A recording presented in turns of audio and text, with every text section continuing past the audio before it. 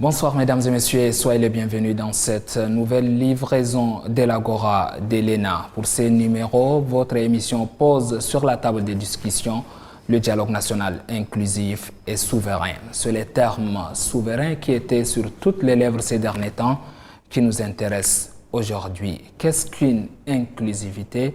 Est-ce que le dialogue national inclusif qui vient de s'achever a été véritablement inclusif? Et pour en parler, nous recevons sur ces plateaux Monsieur Armand Djegoltar. Il était le rapporteur général premier adjoint du Présidium du dialogue national inclusif. Monsieur Armand, bonsoir. Bonsoir. Soyez le bienvenu sur ces plateaux de la voix. Merci et bonsoir aux téléspectateurs aussi. Qu'est-ce qu'une inclusivité? La question a été posée à quelques citoyens rencontrés dans les rues de la capitale. Je vous invite à suivre leurs réponses. Quand on dit inclusivité, c'est lorsqu'on prend les deux parties, on les met ensemble, on traite les problèmes ensemble entre les deux parties par rapport à la vie de l'un et des autres. C'est ça l'inclusivité du dialogue. L'inclusivité a eu tout son sens lors de ces assises qui s'est bien déroulé et qui en a résulté un cahier de charges, des recommandations fortes au sortir de ces dialogues pour la refondation et la réunification du Tchad. Soyez les bienvenus si vous nous rejoignez. Sachez que nous avons sur ces plateaux M.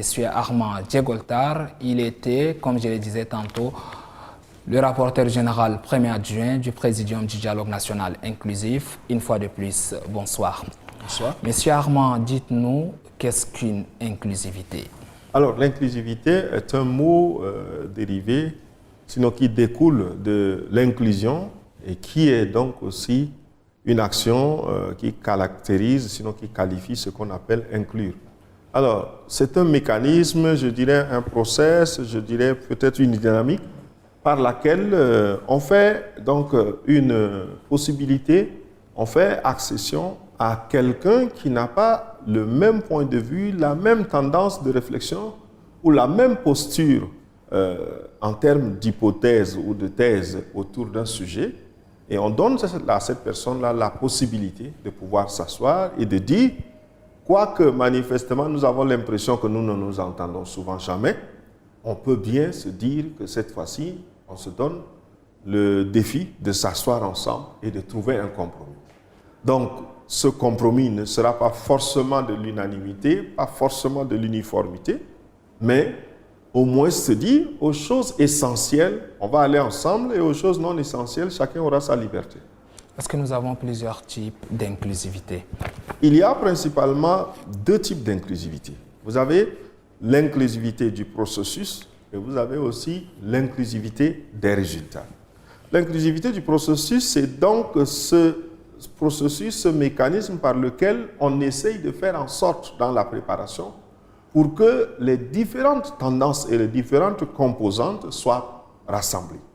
Donc, dans le processus de préparation, mais aussi dans le processus de la tenue, on essaye de voir si de manière itérative, les différentes composantes qui n'ont forcément pas les mêmes postures ou les mêmes tendances de réflexion ou les mêmes positions idéologiques s'accordent pour dire on veut aller ensemble. Donc, dans la préparation, on fait des listes en tenant compte des uns des autres.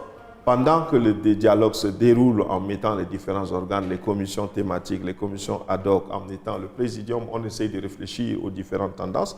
Donc ça, c'est ce qu'on appelle l'inclusivité du processus. Par contre, maintenant qu'il y a les résolutions, on se dit, est-ce qu'il y a l'inclusivité du résultat? Ça veut dire, est-ce que tous ceux qui ont participé se reconnaissent dans le résultat? Si quelqu'un dit non, ce qui a été écrit là, ce n'est pas ce qu'on a dit, ça veut dire que l'inclusivité du processus n'a pas conduit à l'inclusivité du résultat. Mais s'il n'y a pas de voix discordantes qui disent que non, les synthèses ne sont pas celles que nous avons, disons, convenues, et que tout le monde accepte, jusque-là, on a vu qu'il n'y a pas de contradiction sur la synthèse, ça veut dire qu'on est arrivé à l'inclusivité du résultat. Donc, je veux dire simplement qu'il y a deux types d'inclusivité, l'inclusivité du processus et l'inclusivité du résultat. Et il faut faire en sorte que l'inclusivité du processus conduise à l'inclusivité du résultat. Sinon, ça aurait été une peine perdue. Venons-en au dialogue national inclusif et souverain qui vient de s'achever. Certains disent qu'il a été inclusif, véritablement inclusif, d'autres non. Et pour ces derniers, c'est parce qu'il a manqué à l'appel quelques couches de la société. Est-ce que cela peut entacher le caractère inclusif de ces dialogues? Je l'ai déjà dit que l'inclusivité n'est pas forcément l'unanimité ni l'uniformité. Vous savez, du point de vue de la Déclaration universelle des droits de l'homme, participer à une telle assise est un droit, mais ce n'est pas un devoir. Donc, l'inclusivité est un droit offert. Et il y en a qui peuvent répondre à cela, mais il y a d'autres qui peuvent dire « Oui, je veux bien de ce droit, mais je décide de ne pas participer parce que je ne me sens pas obligé de participer. » Donc, je veux simplement reconnaître que même s'il n'y a pas eu quelques groupes qui n'ont pas répondu, une bonne partie était présente. Et donc, la partie qui était présente était, je dirais, un peu au-dessus de la majorité des différentes composantes qui ont été ciblées. Et on ne peut pas, à travers cela, remettre en cause. En plus de cela, c'est que malgré que certains groupes n'aient pas répondu, les sujets qui étaient leurs préoccupations étaient à l'ordre du jour, ont été discutés par ceux qui étaient dans la salle.